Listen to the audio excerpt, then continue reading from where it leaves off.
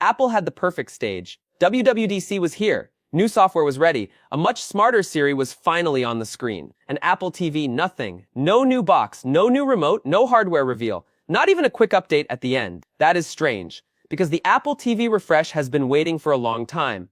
And the next model may already be close to ready. So why did Apple skip it? The simple answer is timing, but the more interesting answer is bigger. One Apple TV may no longer be enough. Apple could be preparing 3 very different boxes: Apple TV Mini, Apple TV Ultra, and Apple TV Vision Pro. 3 prices, 3 buyers, 3 completely different reasons to upgrade. Start with the missing WWDC announcement.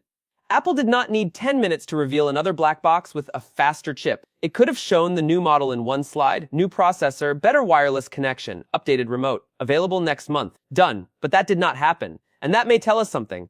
The reported Apple TV refresh is expected to move beyond the older hardware with a much faster A-series chip. The A17 Pro has been mentioned as one possible choice. That is the same chip family that brought console-style games to the iPhone 15 Pro. Then there is Apple's N1 wireless chip. That could bring Wi-Fi 7 support, faster connections, lower delay, better performance in crowded homes, and a stronger base for smart home devices. Those are useful upgrades, but they are not enough to explain a bigger delay. A faster chip alone does not need a dramatic launch. A new lineup does. And this is where Apple TV Mini starts to make sense. Not a $129 box. Not another premium streamer. A small Apple TV Mini priced around $39. That price changes the audience immediately. Bedroom TV, kitchen TV, guest room, kids room, second screen. People who currently buy a basic streaming stick because the full Apple TV feels too expensive. The Mini would not need a powerful gaming chip. It would not need a large SSD. It would not need advanced ports. Its job would be simple. Open apps quickly. Stream in 4K, support AirPlay. Connect with the Apple ecosystem. And stay cheap enough to place on every screen in the house. That is the first part of the strategy. Get Apple TV into more rooms. But the Mini creates a problem. Once Apple launches a $39 box, the regular Apple TV becomes harder to justify. Why pay much more for a box that looks almost the same? Apple needs a clear step up. That is where Apple TV Ultra comes in. This would be the model for the main living room screen, the better TV, the bigger sound system, the console, the faster network. The Ultra could use the rumored A17 Pro chip. That would give Apple a strong reason to talk about gaming again. Not basic mobile games. Real console-style titles. The kind of games that actually need a better controller, faster graphics, and more storage. Then add the N1 wireless chip, Wi-Fi 7, stronger Bluetooth, Thread support, better smart home control. The Ultra becomes more than a streaming box. It becomes the center of the living room. Now add one more feature, a built-in camera connection, not a camera forced into the front of the box. A clean optional connection for video calls on the TV. FaceTime on the biggest screen in the house. Family calls, fitness sessions, simple room monitoring. That gives Ultra a reason to exist beyond faster menus. Mini is for every screen. Ultra is for the main screen. But neither one explains why Apple might want more time. The third model does. Apple TV Vision Pro. This is where the lineup stops feeling normal. The Vision Pro model would not be built for casual streaming. It would be built for serious home theaters. Price it at $1,299. Give it an M5 Pro Class chip. Add 2 terabytes of storage. Give it around 5 times more memory headroom than a normal streaming box. Then add the feature that changes everything. HDMI inputs. That one change turns the Apple TV Vision Pro into a completely different product. Your PlayStation goes in. Your Xbox goes in. Your Blu-ray player goes in, your media server goes in, then one processed signal goes to your TV or projector. Now, Apple TV is not just playing content. It is managing the entire picture before it reaches the screen. That puts it in the same conversation as dedicated cinema processors. And those processors are not cheap. The Lumagen Artisa N runs $5,997. That is nearly $4,700 more than a $1,299 Apple TV Vision Pro. The Lumagen earns that price with serious hardware, 8 HDMI inputs, 2 outputs, 12-bit 4:4 processing, dynamic HDR tone mapping, automatic aspect ratio detection, true video genlock, a 3-millisecond gaming mode, and deep color calibration. That is not normal streaming box territory, but Apple would not need to match every professional feature.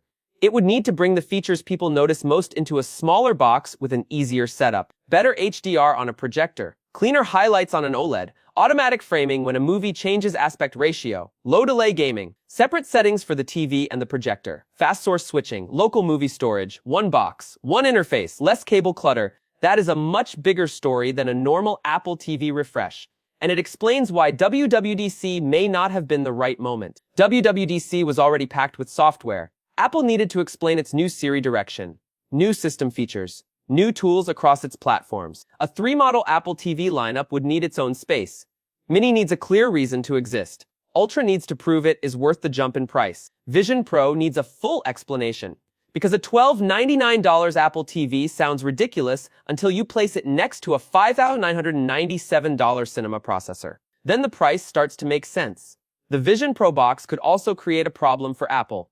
Too many models can confuse buyers. Mini, Ultra, Vision Pro. Which one should you buy? The answer has to be obvious. Mini is the cheap one. Put it on any screen. Ultra is the main living room box.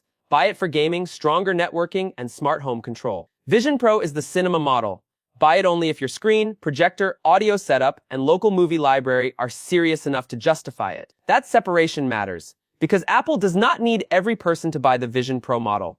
It only needs that box to change how people see Apple TV. Right now, most people think of Apple TV as a premium streamer.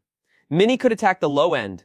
Ultra could protect the middle. Vision Pro could create a new high end. That is the full lineup. And the timing gets even more interesting when Siri enters the picture. A smarter Siri matters more in the living room than it first appears. The TV is shared. The phone is personal. On a TV, voice control needs to understand different people, different profiles, different watch lists, different rooms, different devices. Ask for a movie. Switch to the projector. Lower the lights. Open the console input. Start the kid's profile. Find the episode you were watching last night. That only feels useful if the assistant is reliable.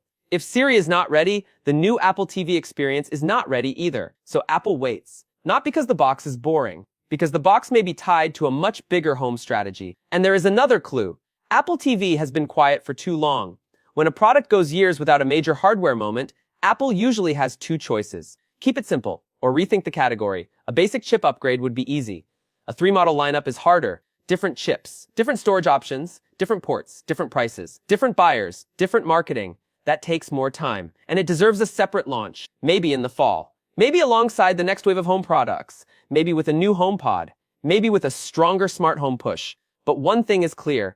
Apple skipping Apple TV at WWDC does not automatically mean Apple forgot about it. It may mean the opposite. The product may have become too important for a quick mention. Apple TV Mini could bring the platform to every room. Apple TV Ultra could become the main living room hub. Apple TV Vision Pro could challenge high-end cinema gear at a much lower price. 3 boxes, 1 ecosystem. And one question Apple still has to answer. Is Apple TV still just a streaming device? Or is Apple quietly building an entire home entertainment lineup? 3 boxes, 1 ecosystem. And one question Apple still has to answer. Is Apple TV still just a streaming device? Or is Apple quietly building an entire home entertainment lineup? 3 boxes, 1 ecosystem. And one question Apple still has to answer. Is Apple TV still just a streaming device? Or is Apple quietly building an entire home entertainment lineup?